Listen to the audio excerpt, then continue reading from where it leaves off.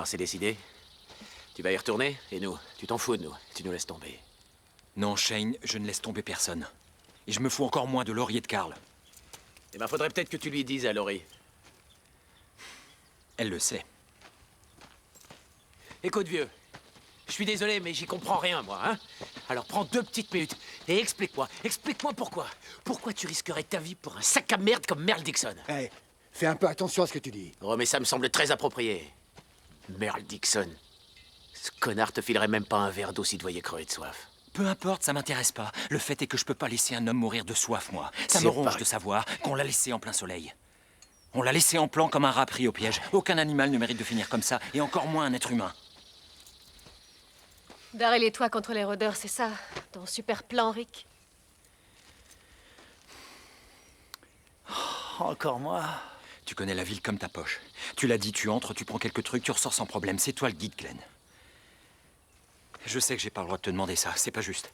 Mais je serais plus rassuré si tu venais. Et je suis sûr qu'elle aussi. Ok, alors 3 de nos hommes ont risqué leur peau. C'est super, Rick. 4. J'aurais tout vu, c'est de mieux en mieux, putain.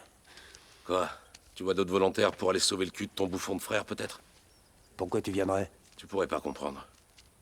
On parle pas la même langue, tous les deux. Ça fait 4. Non, ça fait pas 4. Tu nous mets en danger, tous autant qu'on est. Il faut que t'en sois bien conscient. Tu l'as vu comme moi, ce rôdeur. Il était ici, là où on vit. Il s'éloigne des villes, maintenant.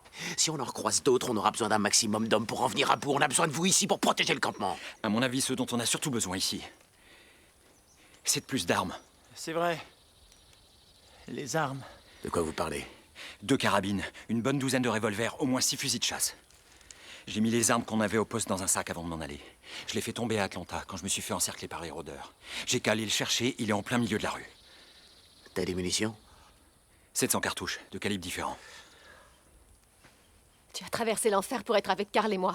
Et tu vas déjà nous laisser alors qu'on vient à peine de se retrouver? Papa, je veux pas que tu t'en ailles.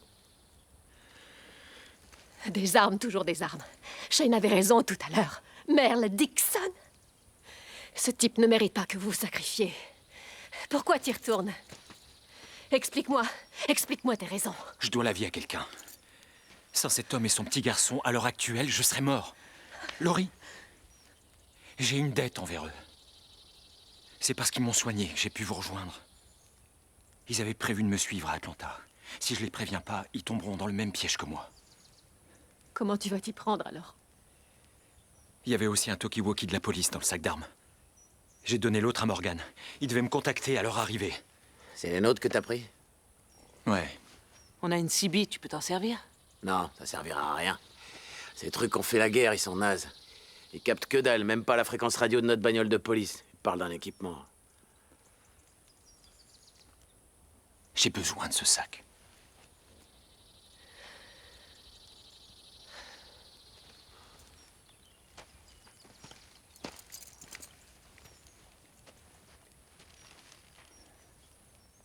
D'accord?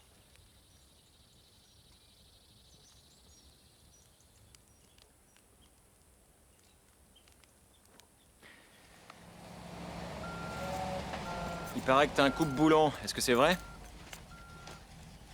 Peut-être.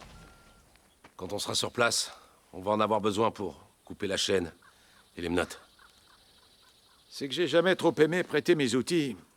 On me les abîme, on me les perd. Oui, T-Dog, c'est bien de toi que je parle.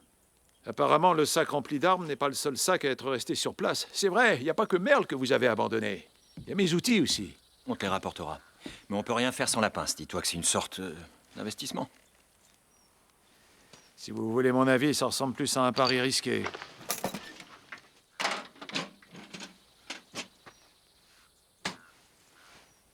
Et qu'est-ce que j'ai en retour?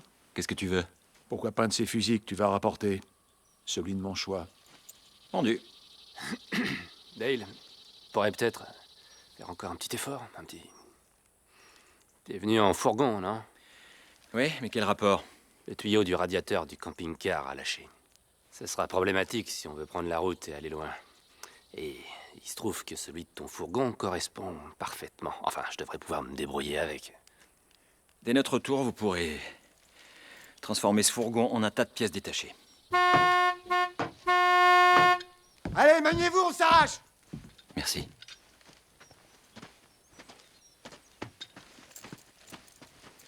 Hé, Eric. T'as des balles dans le piton? Non. J'en ai récupéré la dernière fois au stand de tir. Je devrais en avoir 2-3 qui traînent au fond de mon sac. T'es comme les mamies, toi. T'as toujours tout dans ton sac à main. Ça me saoule que tu retournes là-bas. C'est super risqué, dangereux, mais si t'y vas, tu prends des balles. Vu ce qui s'est passé la dernière fois, je sais pas si tirer un coup de feu en ville, c'est une très bonne idée. C'est toi qui vois. Si on veut. 4 balles, 4 hommes. Sacrée coïncidence. Y a plus qu'à croiser les doigts. J'espère que ça te portera chance, mon vieux. Tiens, Merci. c'est rien.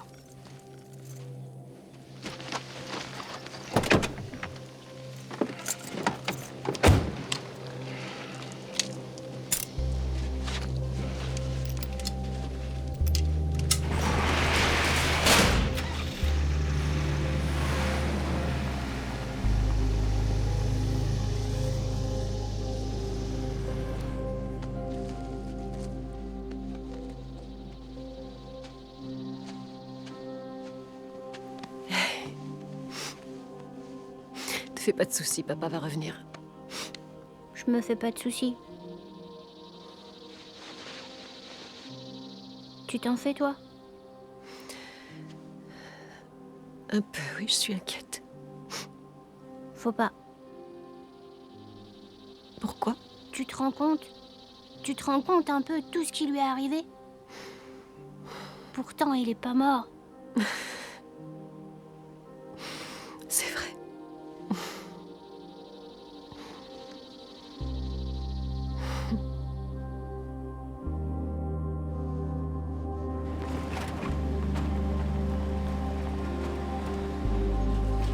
Je vous préviens, vaut mieux pour vous qu'il aille bien. Je te l'ai dit, les geeks arriveront pas jusqu'à ton frère.